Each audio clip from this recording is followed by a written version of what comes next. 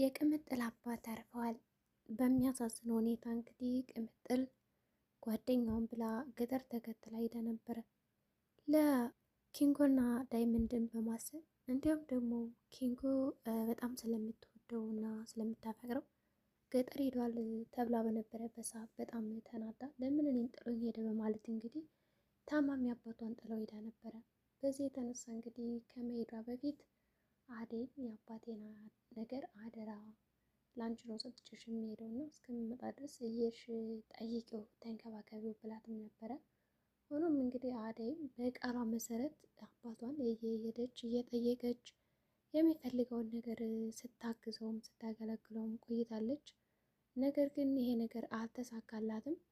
ቅምጥልም እንግዲህ ድንገት ገጠር ክፍለ ሀገር ሄዳ በነበረበት ሰዓት አባቷ እንዳረፉ ትሰማለች።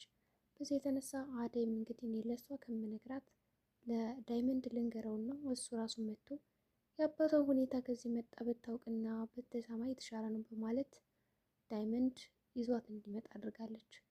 ቅምጥልም እንግዲህ ከገጠሩ በድንገት ተነስታ ወደ ከተማ ስትገባ ምንድን ነው ነገሩ ግን ይሄ ነገር ማለት እንዴት እዚህ የመጣበት ስራ አለቀ ወይስ ምንድን ነው በማለትም ጠይቀው ነበረ።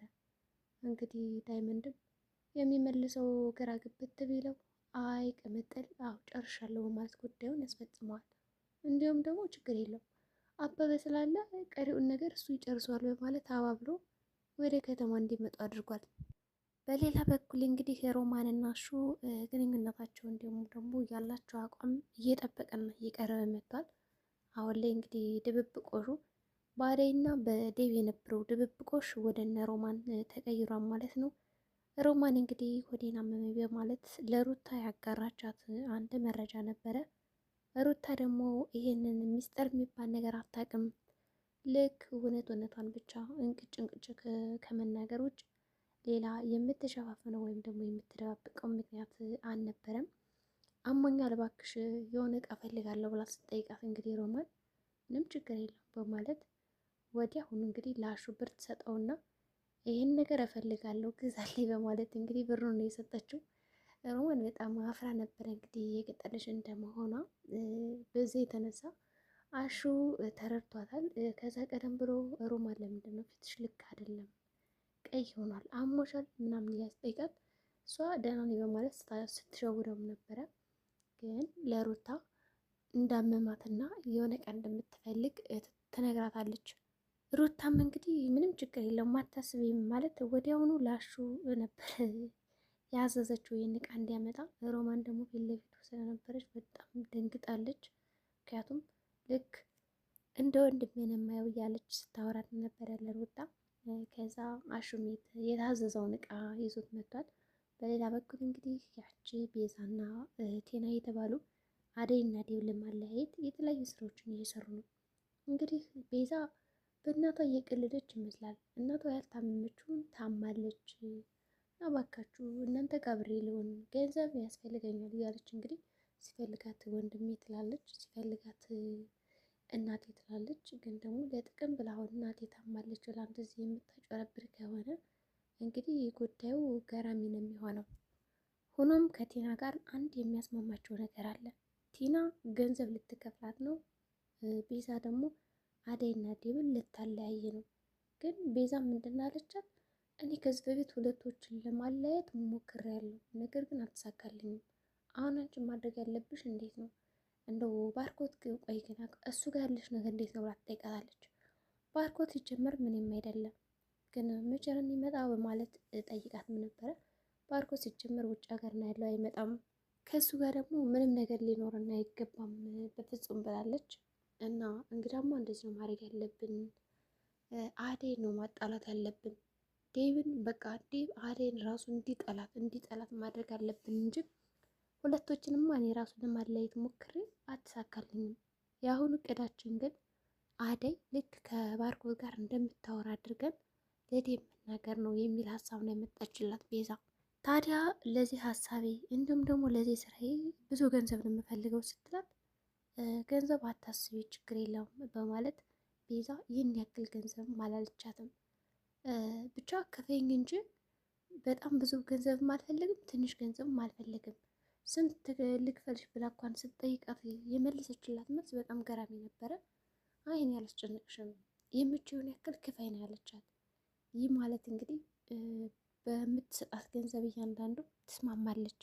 ብዙም ከሆነ አመስግና ልትቀበል ነው፣ ትንሽ ከሆነ ደግሞ ይሁን በማለት ልትቀበል ነው ማለት ነው። ቢሆንም እንግዲህ አጅሬት ቲና አንቺ ብቻ ይህን ጉዳይ ፈጽሚልኝ እንጂ ለገንዘብ አታስቢ ብላታለች። እንግዲህ ቲና ምን አይነት ሀብታም ብትሆን ነው ለቤዛ ይህን ያክል ሁሉ ገንዘብ ልትከፍላት የምችለው? እንዲሁም ደግሞ አደይን ከእሱ ለማለያየት የምትሞክረው ለምን እንዴት የሚል ጥያቄ ያው ይከሰታል። ቢሆንም እንግዲህ ቲና አንቺ በጣም ጥሩ ልጅ ነሽ በማለት እንግዲህ ቤዛን አመስግናት ወደ ውስጥ ነው የገባችው። ግን አሹን በጣም ስለምትፈራው እባክሽን እንግባ ወደዛ ቤት እያለችም ነበረ። ቤዛ ግን ወደ ቤት አልገባም፣ ይልቅ አንቺ ከገባሽ አሁን እዚህ ቤት እትዬን ካገኘሻት እማዬን በጣም እንዳመማት አርገሽ ንገሪልኝ ያለቻት። እንግዲህ እንደዚህ ስትላት ቲና በጣም ጠርጥራ ነበረ። እንዴት ቆይ እያስመሰልሽ ነው እንዴ እናቴ ታማለች ያልሽን በማለት ስትጠይቃት ቤዛም ትርበተበትና አይ እኔ ለምን በእናቴ ቀልዳለሁ እንደዛም አላደርግም በማለት ነው የመለሰችው። ግን እዚህ ጋር ሁኔታዋ ቤዛ እየዋሸች እንደሆነ ያሳያል። ሆኖም ቲና በቃ ችግር የለውም አታስቢ፣ ግን እኔ የታየ ነገር ምን እንደሆነ ታውቂያለሽ?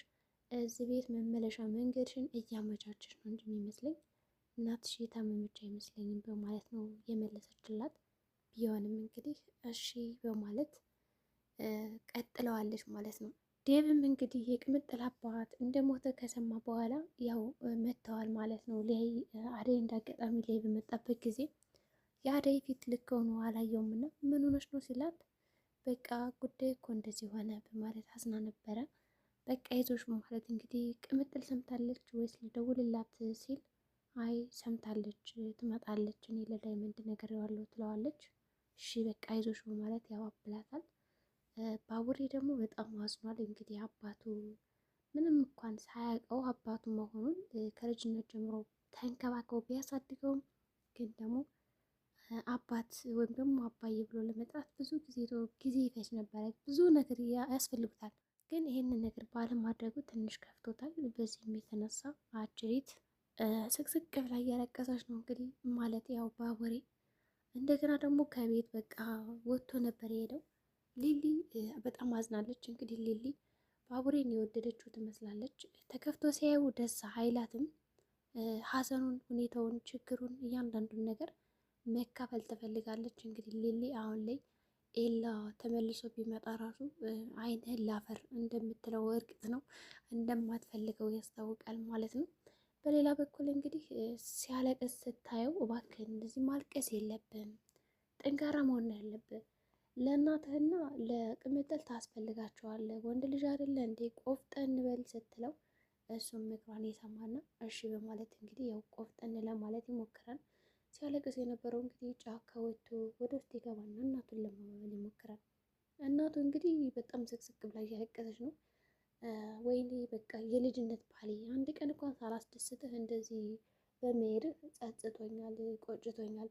እስከዛሬ እንኳን እንደው ታመም ያለው እንደው ጅሉኛለሁ፣ አብጃለሁ እያልኩ እንደዚህ አይነት ነገሮችን ሳደርግ የነበረው ጸጸቱኝ። ምን ነበረበት በሰዓቱ ስህተቴን ባስተካከል፣ ጥፋቴን ባርም በማለት በጣም ጸጸት ላይ ናት። እንግዲህ ቅምጥልም ከከተማ መጥታለች። ወዲያውኑ እንግዲህ ያው ኪንጎም አያውቅም ነበር አባቷ እንደሞተ። ከተማ ከደረሰች በኋላ አባትሽ የሉም ስትባል እኔ አላምንም ብላ በቃ ምንም ልታምን አልቻለችም።